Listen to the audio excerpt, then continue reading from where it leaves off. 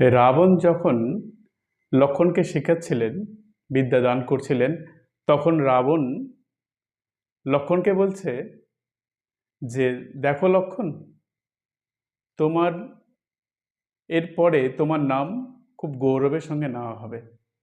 বলছে কেন? বলছে রাবণ পরাজিত হয়েছিল কেন? তার কারণ তার কাছে লক্ষ্মণের মতন ভাই ছিল না। লক্ষ্মণের মতন ভাই থাকার জন্যে রাম যুদ্ধে জয়লাভ করেছে। এটা একসময় সবাই এটাই বলবে।